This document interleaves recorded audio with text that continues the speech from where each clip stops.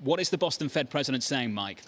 Well, he is resigning as of Thursday. Now, he was set to leave the Fed in June of next year because his mandatory retirement age was coming. But Rosengren says that he has a kidney problem that has been longstanding, and he has been placed on the kidney transplant list. And the COVID situation only exacerbated his health condition. And so by resigning, he will be able to take care of his health better while he waits for a kidney.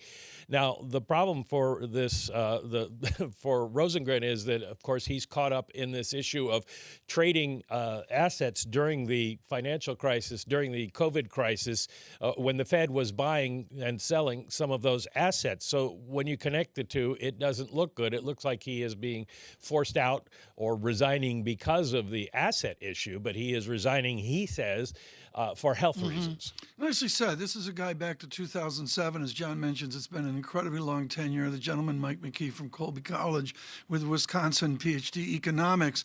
And it's been an important voice. Let's link him away from his illness and serious issues with a kidney transplant with Mr. Kaplan of Dallas. What is your reporting, particularly with the National Association for Business economic meetings going on right now?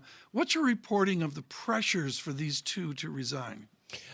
Probably some pressures internally, but the problem that they have is that this was all cleared by ethics officers. They all asked in advance, so it wasn't like they thought they were doing something wrong. The appearance is bad, and obviously people will make their own conclusions about whether or not there were any profits made here.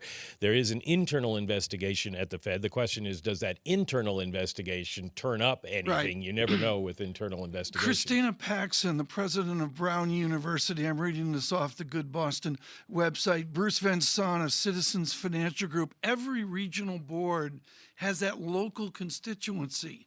Who holds the decision-making on this ethics debate? Is it Powell, the governor's Washington, or is it President Brown of the president of Brown University, Christina Paxson? It's sort of shared in this case. The board of directors is in charge of hiring a bank president, and they have to submit that name to the Fed for approval to the Fed Board of Governors.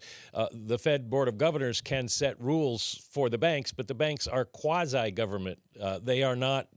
They are chartered as independent companies. So it isn't clear that the Fed could fire a bank president, but they could put pressure on them to resign.